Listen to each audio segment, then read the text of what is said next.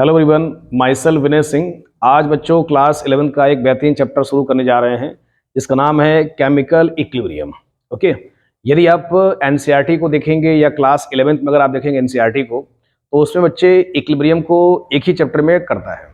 एक का नाम है केमिकल इक्विलिब्रियम और बेटा दूसरे का नाम है आयनिक इक्विलिब्रियम होता है। तो हम इसको ऐसे मेंशन कर सकते हैं कि equilibrium topic can be divided into two सब topic. One is the chemical equilibrium and other is the ionic equilibrium.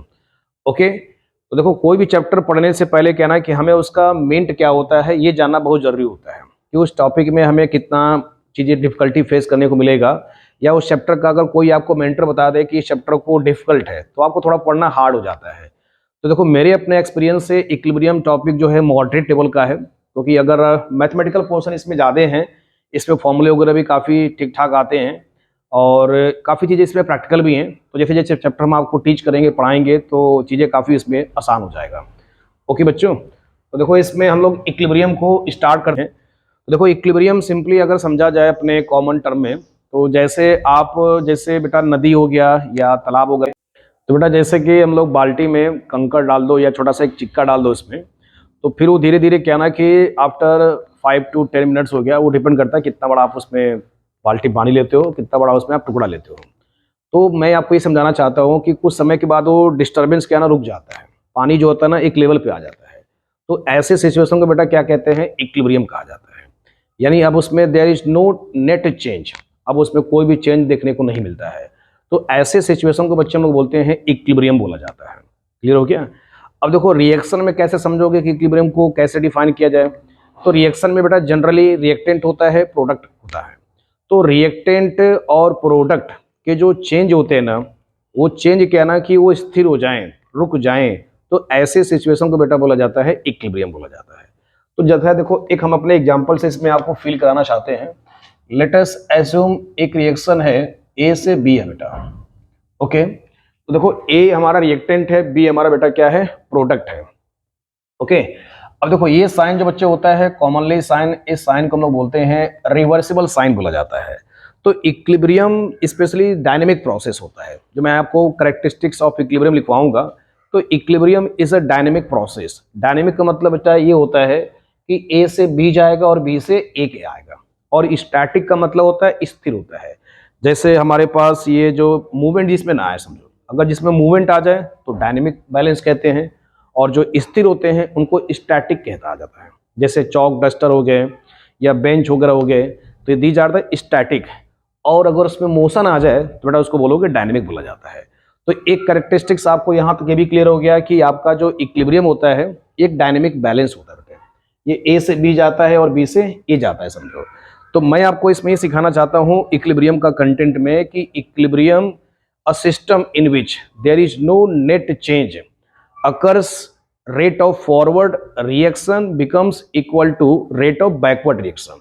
तो देखो इसमें स्पेशली मैं ये मेंशन कर सकता हूं, जैसे मान लो कि कोई रिएक्टेंट है, जब ए से बी जाता है 5 स्टेप बेटा, ठीक है, एक एग्जांपल समझते हैं, और बी से ए स्टेप जाता है ये भी 5 स्टेप, मतलब आगे भी 5 स्टेप चला, पीछे भी 5 स्टेप चला, तो नेट क्या आ गया, इसमें 0 आ गया।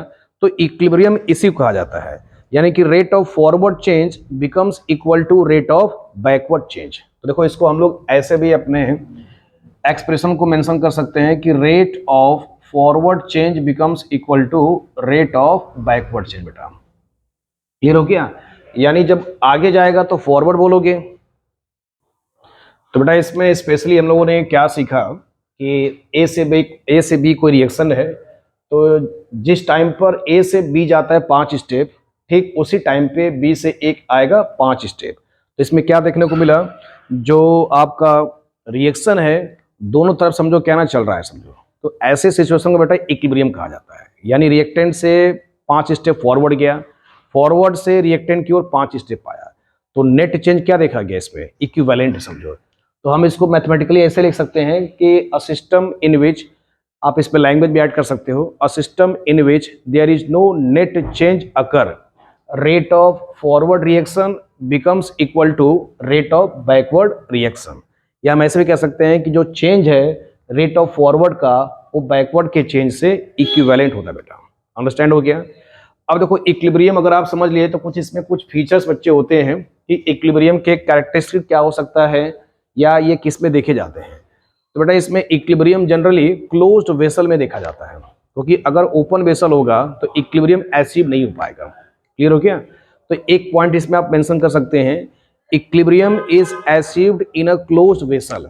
Equilibrium is achieved in a closed vessel. और बेटा दूसरा पॉइंट इसमें क्या लिख सकते हो, equilibrium is a dynamic balance. Equilibrium क्या होता है? डायनेमिक बैलेंस होता है। ओके, अब देखो इक्विलिब्रियम अगर आ जाएगा तो वहां पर जो ऑब्जर्वेबल प्रॉपर्टी, यानी तीसरा पॉइंट बेटा इसमें लिख सकते हैं कि at equilibrium there is observable properties such as pressure, temperature, concentration remain unchanged. ये क्या होंगे? रिमेन अनचेंज हो जाते हैं। चौथा बेटा पॉइंट इसमें आप ये मेंशन कर सकते हैं, equilibrium is achieved in either direction. जैसे लेट अस से एग्जांपल से समझते हैं। जैसे मान लो कि हमारे पास बच्चे कोई एग्जांपल है a प्लस बी है और हमारे पास ये रिवर्सिबल साइन है that is c plus D बच्चे हैं। तो या तो इक्विलिब्रियम फॉरवर्ड में शिफ्ट होगा जब वन टाइम पे एक बार में, या तो बैकवर्ड शिफ्ट होगा। मैंने क्या बोला? Equilibrium is achieved in either direction. Okay, तो आपने कितने पॉइंट को नोटिस किया है? 4 पॉइंट हो गए। अब बच्चे इसमें एक पॉइंट और आता है। ओके, तो बेटा इसमें एक फीचर्स और आप इसमें ऐड कर सकते हैं, जैसे कैटलिस्ट होता है। देखो तो हम लोग जनरली कैटलिस्ट को क्या पढ़ते हैं कि रिएक्शन को ये बूस्ट अप करता है, इनहेंस करता है, लेकिन इक्विलिब्रियम के सिनेरियो में ये कोई इफेक्ट नहीं डालता है। अ catalyst does not alter the equilibrium. Okay, अब जरा इसको समझते हैं कि क्यों नहीं कैटलिस्ट जो है इक्विलिब्रियम को डिस्टर्ब करता है। तो इक्विलिब्रियम में बेटा स्पेशली क्या होता है कि अगर आप कैटलिस्ट डालते हो समझो तो जिस टाइम पर रिएक्टेंट को ये प्रोडक्ट की ओर लेके जाएगा तो प्रोडक्ट से ये रिएक्टेंट की ओर भी तो आएगा। सपोज क्या है ना कि इसने रिएक्टेंट को 5 स्टेप बढ़ाया, तो ठीक प्रोडक्ट को भी क्या करेगा? ये 5 स्टेप ऐसे फॉरवर्ड, ऐसे जब आप फॉरवर्ड से बैकवर्ड आओगे तो ये भी 5 स्टेप बढ़ाएगा। तो नेट चेंज क्या है बेटा? 0 आ गया। Net change is 0। Okay, net change is 0 on addition of catalyst. अगर हम कैटलिस्ट को बेटा अगर हम कैटलिस्ट को ऐड करते हैं तो ओके, तो कैटलिस्ट क्या होता है? इक्विलिब्रियम को डिस्टर्ब नहीं करता है। ओके, अब जरा देखो एक बार फिर से फीचर्स को रिकैप कर लो। Characteristics of equilibrium. ओके, तो बेटा इसमें पहला आपके पास फीचर्स आता है एट इक्विलिब्रियम। पहला इसमें बेटा फीचर आप लिख सकते हो, equilibrium in a closed vessel.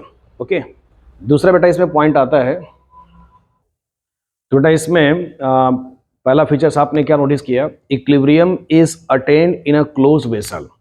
Second बेटा पॉइंट आपने क्या इसमें नोटिस किया? Equilibrium is achieved from either direction. Equilibrium या तो फॉरवर्ड होगा या तो एक टाइम पर बैकवर्ड जाएगा। 2 पॉइंट आपने अच्छे से नोट कर लिया। तीसरा बेटा इसमें पॉइंट ये होता है कि a catalyst does not alter the equilibrium. 3 point आपने नोटिस कर लिया। क्यों? Because rate of forward change becomes equal to the rate of backward change. जिस टाइम पर फॉरवर्ड को ले जाएगा वैसे ठीक उस टाइम पे बैकवर्ड की ओर भी वो लेके जाएगा। तो कैटलिस्ट इक्विलिब्रियम को अफेक्ट नहीं डालता है। 3 पॉइंट हो गया। चौथा बेटा पॉइंट आपने इसमें क्या मेंशन करोगे? Equilibrium is a dynamic balance. Equilibrium क्या होता है? डायनेमिक अप्रोच या डायनेमिक बैलेंस की ओर की तरफ फॉलो करता है, यानी इसमें ये निरंतर चीजें आगे पीछे चलते रहते हैं। 5वां बेटा पॉइंट ये है कि at equilibrium the observable properties such as pressure, temperature and concentration remain unchanged. Okay, यानी इक्विलिब्रियम पे जो चेंजेबल, जो ऑब्जर्वेबल प्रॉपर्टीज है लाइक प्रेशर, टेम्परेचर, कॉन्सेंट्रेशन, ये क्या होते हैं? रिमेन अनचेंज होती बेटा। क्लियर हो गया? तो ये सारे आपके इक्विलिब्रियम के पॉइंट्स हो गए। अब देखो टॉपिक को अगर अब आगे लेके चलते हैं तो एक इसमें बेटा कॉन्सेप्ट आता है, लॉ ऑफ मास एक्शन आता है। अब लॉ ऑफ मास एक्शन से ही क्या हमारा टॉपिक आगे चलेगा? रिलेशन आएगा या एक्सप्रेशन ऑफ केपी एंड केसी आएगा बेटा। तो आप अब अलग से इसमें हेडिंग डाल सकते हैं। अब आगे बढ़ते हैं। इक्विलिब्रियम का अगर फंडामेंटल आपको क्लियर हो गया तो नेक्स्ट बेटा इसमें कंटेंट आता है, लॉ ऑफ मास एक्शन आता है। तो जरा देखो लॉ ऑफ मास एक्शन कैसे समझा जाए। तो बेटा इसमें अगले हेडिंग आप ऐड कर सकते हो मेरे साथ साथ, लॉ ऑफ मास एक्शन। देखो ओके, तो जितने भी मैंने ये सब पॉइंट्स आपको लिखवाए हैं उन पॉइंट को अपने नोटबुक में ऐड करते चलेंगे तो एक अच्छा कंटेंट आपको मिल जाएगा इक्विलिब्रियम को लेकर के। ठीक है, तो मेन हमारा लॉ ऑफ मास एक्शन से ही टॉपिक आगे बढ़ेगा। बाकी जो है इक्विलिब्रियम के बारे में आपको एक मैंने फंडामेंटल बेसिक जानकारी दे दिया कि equilibrium is a state of system in which there is no net change occur because rate of forward reaction becomes equal to the rate of backward reaction. Okay, तो बेटा इसमें स्पेशली क्या है, अगला कंटेंट आता है लॉ ऑफ मास एक्शन आता है। तो देखो लॉ ऑफ मास एक्शन में मैं एक अपना इसमें जनरल इक्वेशन को एज्यूम कर लेता हूँ। सपोज मान लो बेटा मेरे पास एक इक्वेशन है ए है, समझो ये इसमें इसका क्या है, कोफिशिएंट है। मान लेते हैं दूसरा क्या है, बी और बी है समझो, तो इसमें कैपिटल बी और इसमें ये स्मॉल बी इसका कोफिशिएंट बच्चे। फिर ये रिवर्सिबल साइन है तो ये क्या हो जाएगा, सी। ओके, तो सी स्मॉल कर लो और ये आपके पास capital C, small D capital D. तो अब देखो मेरे को इसमें लॉ ऑफ मास एक्शन बेटा एक्सप्लेन करना है या समझाना है। तो अब इसमें आप स्पेशली स्टेटमेंट को कैसे मेंशन कर सकते हो, according to law of mass action, law of mass action, according to law of mass action. बेटा देखो तो लॉ ऑफ मास एक्शन ये कहता है, इसमें दो साइंटिस्ट थे गोल्डबर्ग और वेजेस, दो ऐसे साइंटिस्ट करके थे। इन्होंने इसमें ये मेंशन किया जो रिएक्शन, तो बेटा इसमें according to law of mass action rate of reaction को देखो कैसे लिख सकते हो, यानी ये कहता है rate of reaction is directly proportional to product molar concentration of the reactant. और जो कोफिशिएंट है ये कहाँ चला जाएगा, पावर में बेटा चला जाएगा। तो देखो इसमें कोफिशिएंट क्या है, ए है, स्मॉल ए है, ये कहाँ चला गया, पावर में। Product molar concentration of the reactant. Okay, देखो ए की power A and capital B की पावर बी हो गया, तो बेटा इसी को लॉ ऑफ मास एक्शन कहा जाता है। फिर जरा समझो, प्रोडक्ट मोलर कॉन्सेंट्रेशन, प्रोडक्ट का मतलब रिएक्टेंट के जो कॉन्सेंट्रेशन है उनका मल्टीप्लाइड, और रिएक्टेंट के जो कोफिशिएंट है वो कहाँ चले जाएंगे, पावर में चले जाएंगे। तो बेटा इसी को लॉ ऑफ मास एक्शन कहा जाता है। देखो सिंपलेस्ट मतलब है कि रिएक्टेंट के कॉन्सेंट्रेशन को मल्टीप्लाइड करें और उसके कोफिशिएंट को पावर में ऊपर भेज दें, इसी को लॉ ऑफ मास एक्शन कहा जाता है। क्योंकि जब तक ये नहीं जानोगे तो आप एक्सप्रेशन ऑफ केपी एंड केसी नहीं लिख पाओगे बेटा। ये कॉन्सेप्ट इतना ज़्यादा इंपॉर्टेंट है कि क्लास 12th में केमिकल काइनेटिक्स में भी चीज़ें पढ़ाई जाती है। अब जरा देखो इसमें बेटा, इसमें ये जो ब्रैकेट शो करता है ना, देखो मैं आपको इसमें एक एक बारीकी चीज़ें पेश करना चाहता हूँ ताकि आपको चैप्टर में इंटरेस्ट क्रिएट हो सके। क्योंकि जनरली 11th क्लास के बच्चों में उतना ज़्यादा स्किल डेवलप नहीं होता है कि आप चीज़ों को एक बार में समझ पाते हैं। तो मेरा ये प्रयास है कि इसमें हर एक चीज़ आपको एक एक करके चीज़ें एक्सप्लेन किया जाए ताकि आप इक्विलिब्रियम पे एक अच्छा कंटेंट या एक अच्छा इंफॉर्मेशन कलेक्ट कर सको। तो बेटा इसमें जो ये ब्रैकेट होता है ना, ये जो आप समझो स्क्वायर ब्रैकेट लिखते हो बेटा, इसको हम लोग कॉन्सेंट्रेशन से इंडिकेट करते हैं। किससे इंडिकेट करेंगे, कॉन्सेंट्रेशन से इंडिकेट किया जाएगा। तो आपने लॉ ऑफ मास एक्शन में क्या नोटिस किया, रिएक्टेंट के कॉन्सेंट्रेशन का प्रोडक्ट और उसके कोफिशिएंट को पावर में भेज देना ही लॉ ऑफ मास एक्शन बच्चे कहलाता है। अब जरा देखो तो एक्स, ये जो आपके पास डायरेक्टली प्रोपोर्शनल है, जब इसको हटाओगे, जब इसको आप क्या करोगे, हटाओगे तो रेट ऑफ रिएक्शन कुछ सम कांस्टेंट ऐड किया जाएगा। तो लेट अस सी हमने इसमें के को कांस्टेंट जोड़ दिया, तो इसको कैसे लिखोगे, ए की पावर ए एंड बी की पावर बेटा बी लिखा जाएगा। बोलो यहाँ तक क्लियर हो गया सभी को। अब जरा देखो, अब इसमें जो के आएगा तो रेट कांस्टेंट लिख सकते हो, वेयर के इज वेयर के इज रेट कांस्टेंट, क्योंकि रेट से लिया गया है, रेट कांस्टेंट। इसका एक नाम बेटा और होता है वेलोसिटी कांस्टेंट। क्या बच्चे नाम है, वेलोसिटी कांस्टेंट। ओके, ये सब इसमें टेक्निकल इंफॉर्मेशन है। अब देखो इसमें बेटा एक टर्म आता है रेट, वर्ड यूज किया गया, what is meant by rate. Okay, देखो मेरा मोटिव है कि आपको हर एक वर्ड को एक्सप्लेन किया जाए ताकि आपको चैप्टर में इंटरेस्ट क्रिएट हो सके। तो बेटा रेट का मतलब होता है, इस जनरली हम लोग इसमें स्पीड की बात करते हैं कि रिएक्शन कितना जल्दी अकर हो जाएगा, तो उसको हम लोग रेट से इंडिकेट किया जाता है। तो इसका डिटेल एक्सप्लेनेशन बच्चे कहाँ यूज करते हैं, केमिकल काइनेटिक्स में यूज किया जाता है, क्लास 12th में यूज किया जाता है। फिर भी थोड़ा सा इसका एक आइडिया ले लिया जाए तो देखो रेट में स्पेशली तो जैसे आओ थोड़ा इधर से इसको समझते हैं रेट के बारे में। ओके, जैसे R2P कोई रिएक्शन है, R2P रिएक्टेंट से प्रोडक्ट जा रहा है, तो बेटा इसमें स्पेशली जो रेट लिखा जाता है, rate the change in concentration, तो वो कॉन्सेंट्रेशन जब भी आएगा ना तो बिग ब्रैकेट से लिखते हैं with respect to time, with respect to time, यानी द चेंज इन कॉन्सेंट्रेशन, क्योंकि डेल्टा आर लिखते हो तो इसका मतलब बेटा ये हो गया, थोड़ा इसको और अच्छे से एलोबरेट कर लो, this is the R2 minus R1, और ये क्या हो जाएगा बेटा T2 माइनस T1 हो जाएगा। This is the mean of rate, ये रेट का एक्चुअल मतलब कहलाएगा, समझो। अब जरा देखो इसमें बेटा, इसमें क्या समझने को मिला, देखो ये final concentration and initial concentration, इसका change with respect to time, इसे वो कहते हैं रेट कहा जाता है। तो रेट का सिंपली आपने क्या मतलब समझा, the change in concentration of reactant और product with respect to time.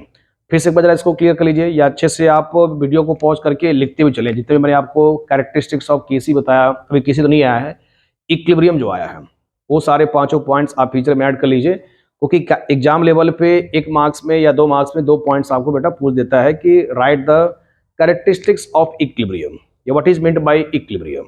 Okay, तो ये सब चीजें आपको एक अच्छा ऑर्गेनाइज वे में कंटेंट होना चाहिए। तो देखो रेट को कैसे डिफाइन कर सकते हो, देखो ये समझना जरूरी है, अगर ये समझ गए तो लैंग्वेज अपने आप बना ले जाओगे। तो देखो डेल्टा का मतलब चेंज शो करता है, ब्रैकेट का मतलब कॉन्सेंट्रेशन शो करता है, तो क्या इसमें आपने लिखा, कोई रिएक्शन सपोज है R2P है, तो इसमें क्या आप मेंशन करोगे रेट को, the change in concentration of reactant और product with respect to time is known as rate, यानी कि टाइम के रिस्पेक्ट में रिएक्टेंट के कॉन्सेंट्रेशन या फिर प्रोडक्ट के कॉन्सेंट्रेशन में चेंज होना ही रेट बच्चे कहलाता है, यानी टाइम के रिस्पेक्ट में रिएक्टेंट का कॉन्सेंट्रेशन, प्रोडक्ट के कॉन्सेंट्रेशन का चेंज होना, दिस इज कॉल्ड रेट कहलाता है। अब इसमें लॉ ऑफ मास एक्शन समझ गए, ये आप एक्सप्रेशन समझ गए, इसमें आप कैसे याद करोगे ये भी आप समझ गए, स्टेटमेंट भी आप अच्छे से बना ले जाओगे, ये मैं मान के चलता हूं। तो बेटा आप इसको पहले नोट कर लो, फिर इसके बाद हम लोग डिस्कस करेंगे expression of KC and KP, जो कि इस चैप्टर का मदर कॉन्सेप्ट में से एक माना जाता है। ओके, नोट करें यहाँ पर।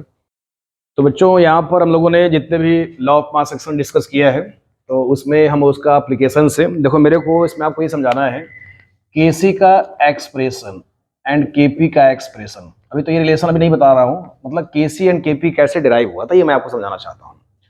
तो बेटा इसमें मेरा वही famous equation A B B C D D, यानी capital A coefficient small A, capital B और इसका कोफिशिएंट स्मॉल बी से हमने इंडिकेट किया है। तो देखो मुझे इसमें अप्लाई करना है रेट ऑफ रिएक्शन बेटा, सिंपली देखो कैसे इसमें आप लिखोगे, तो according to law of mass action, तो आप बेटा इसमें जब रेट ऑफ फॉरवर्ड रिएक्शन देखो कैसे लिख सकते हो लॉ ऑफ मास एक्शन के हिसाब से। देखो जब आप रिएक्टेंट से फॉरवर्ड जाओगे, रिएक्टेंट से कहां जाओगे, प्रोडक्ट की ओर जाओगे, तो इसको फॉरवर्ड बोला जाएगा। तो लॉ ऑफ मास एक्शन देखो बेटा इसमें जब अप्लाई करोगे तो ए की पावर क्या होगा, ए होगा, बी की पावर बच्चे क्या होगा, इसको क्या लिख सकते हो, बी लिख सकते हो, यानी ये ब्रैकेट क्या शो करता है, अभी आपने पढ़ा कॉन्सेंट्रेशन, जैसा कि मैंने अभी ऑलरेडी बता चुके हैं, ये कॉन्सेंट्रेशन और इसकी पावर बी हो गया, यानी इसको कह सकते हो कि पावर ए है और इसकी पावर बी बेटा है। अब इसको देखो रेट ऑफ फॉरवर्ड को इन शॉर्ट हम लोग कैसे लिख सकते हैं, RF लिख सकते हैं। अब यहाँ पर बेटा कांस्टेंट ऐड करोगे तो वहां पर के लिखे थे, अब ये फॉरवर्ड है तो मेंशन करोगे KF लिखोगे, तो बेटा ए की पावर क्या लिखोगे, इसको ए एंड बी की पावर बी लिखा जाएगा। इसको आप स्पेशली इक्वेशन नंबर 1 दे दो। अब सिमिलरली कहना है कि अब आप देखो प्रोडक्ट से रिएक्टेंट क्यों आओगे, तो इसको क्या लिखोगे, रेट ऑफ बैकवर्ड रिएक्शन लिखा जाएगा, rate of backward reaction. Backward का मतलब ये नहीं है कि आप कैटेगरी वाइज इसको समझ लेना कि हमारा कैटेगरी इसमें मेंशन किया जा रहा है, backward, rate of backward reaction. तो बेटा इसको कैसे लिखोगे, जरा देखो फील करो। अब देखो ये इधर आ रहा है ना, रिएक्टेंट क्यों आ रहा है, तब ये पीछे वाले कॉन्सेंट्रेशन पे डिपेंड करेगा। जब देखो इधर जा रहा था तो इनका ये रिएक्टेंट था, जब आपके पास बेटा इधर आएगा तो ये इसका रिएक्टेंट का काम करेगा ना, मेरी बात समझ पा रहे हो, आओ जरा देखो। तो बेटा ये क्या हो जाएगा, is directly proportional to capital C की power small C and capital D की पावर स्मॉल डी। इसको एक्सपेंड कर दो तो इसको बेटा लिख सकते हो आर बी, और इसको क्या लिख सकते हो के बी, और ये क्या दिखेगा आपके पास c की पावर c एंड d की पावर स्मॉल d दिखेगा। बोलो यहाँ तक क्लियर हो गया।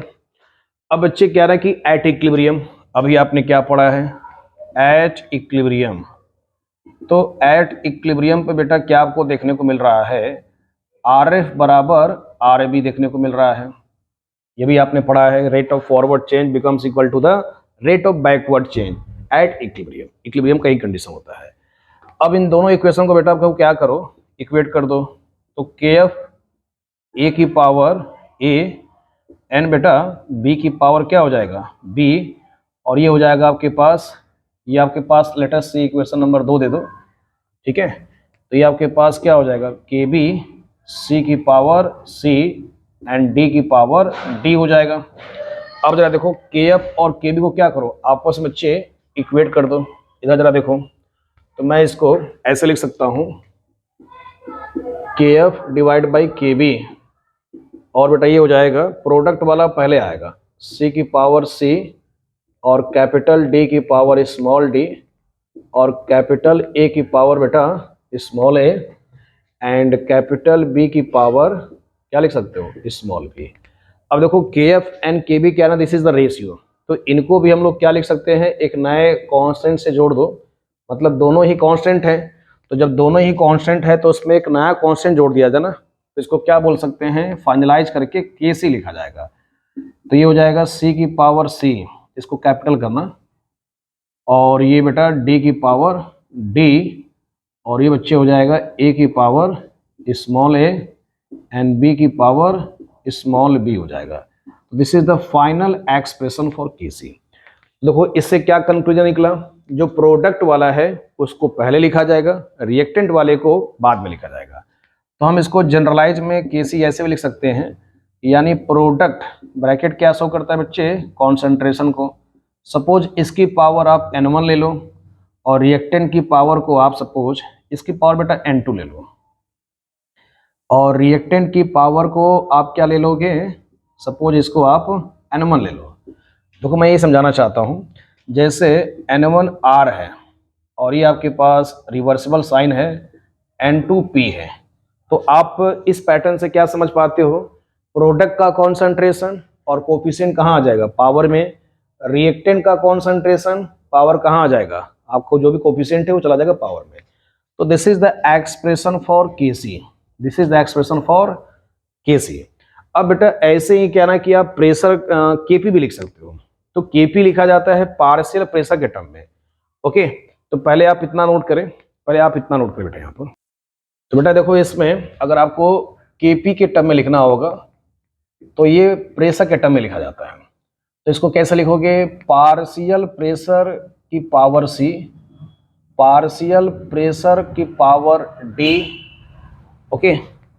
अब बेटा ये हो जाएगा आपके पास पार्शियल प्रेशर ए की power A and partial B की पावर स्मॉल बी। तो this is the expression of KP.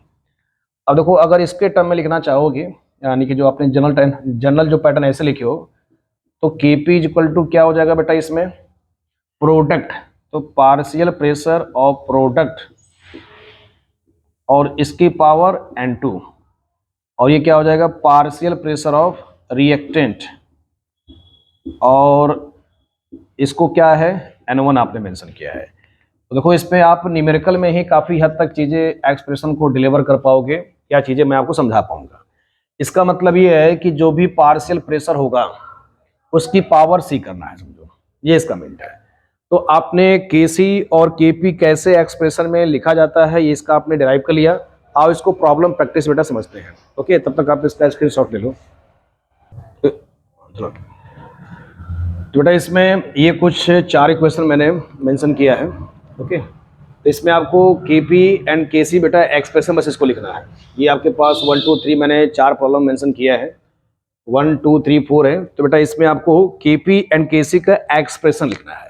तो आज के लेक्चर में लिखना सीख जाओ, अगले के हम लोग लेक्चर में इस पे प्रॉब्लम प्रैक्टिस कर लेंगे या न्यूमेरिकल डिस्कस कर लेंगे। तो देखो कैसे आप इसमें केसी एंड केपी लिखा जाएगा। तो देखो मैं बारी बारी करके दिखा देता हूँ, थोड़ा इससे आपको और अच्छा फील आएगा, केपी और केसी पे अच्छा कंटेंट समझ में आ जाएगा। तो बेटा आपने क्या डेरिवेशन किया था, प्रोडक्ट का कॉन्सेंट्रेशन। तो प्रोडक्ट बेटा क्या है, अमोनिया है। तो अमोनिया को कॉन्सेंट्रेशन में आप ऐसा लिखोगे, big bracket means square bracket में जो भी कोफिशिएंट है, देखो कोफिशिएंट ये नहीं है बेटा, यहाँ पर ये कोफिशिएंट नहीं है, जो पहले लिखा जाता है ना इसको कोफिशिएंट कहते हैं।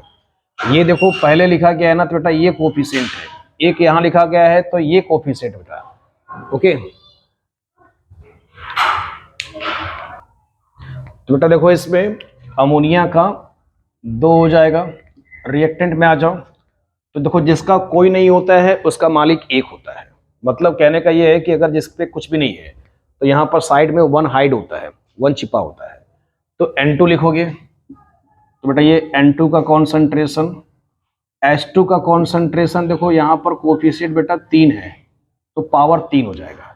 तो देखो फिर समझ लो एक बार, अमोनिया का कोफिशिएंट कितना था, 2, तो ये कहाँ हो गया, पावर बेटा चला गया। ओके, तो बेटा इसमें अमोनिया का स्क्वायर। अब देखो इसका अगर तुम्हें केपी लिखना बेटा, अगर केपी लिखना होगा तो कैसे लिखोगे, पार्शियल प्रेशर ऑफ अमोनिया का होल स्क्वायर हो गया, और ये बेटा पार्शियल प्रेशर ऑफ N2, और ये पार्शियल प्रेशर ऑफ H2 का बच्चे क्यूब हो गया। क्लियर हो गया। तो मैंने इसमें केसी और केपी आपको लिख के दिखा दिया। अब आपका काम है, देखो इसको लिखना है, इसको लिखना है, इसको लिख कर दिखाना है। तो आपके लिए बेटा काम क्या है कि इसको, चलो मैं इसमें एक थर्ड करके दिखा देता हूं, क्योंकि इसमें एक पॉइंट है, देखो सॉलिड का और लिक्विड का बच्चे केपी और केसी 1 होता है। तो यहां लिख सकते हो सॉलिड फेज और लिक्विड का समझो। ओके, तो बेटा सॉलिड का लिक्विड का जो लिक्विड और सॉलिड का दोनों का जो केपी और केसी ये रिटर्न किया जाएगा 1 में। ओके, यानी सॉलिड फेज में है और लिक्विड फेज में है तो KP and KC return as unity. अब देखो जैसे मैं तीसरा क्वेश्चन करा देता हूं, तो बेटा इसमें केसी सिर्फ क्या लिखोगे, कॉन्सेंट्रेशन ऑफ CO2 का लिखा जाएगा, क्योंकि ये सॉलिड में है, ये सॉलिड में है, तो इनका कॉन्सेंट्रेशन 1 लिखोगे। लिख करके बाद में 1 ही लिखोगे तो फर्क पड़ेगा नहीं, 1 से मल्टीप्लाई कर दो, डिवाइड कर दो, फर्क नहीं पड़ेगा। अब देखो जैसे केसी है तो इसका अगर केपी लिखोगे बच्चे, तो केपी कैसे लिखोगे, सिर्फ पार्शियल प्रेशर ऑफ CO2 आ जाएगा। ओके, तो रिमेनिंग 2 प्रॉब्लम जो बच गए हैं ये आप मेरे को होमवर्क के तौर पे करके दिखाइएगा। तो बस बेटा आज के लिए इतना ही करते हैं, अगले वाले वीडियो लेक्चर में हम लोग इस पे यानी प्रॉब्लम प्रैक्टिस करेंगे, न्यूमेरिकल डिस्कस करेंगे। Okay, thank you.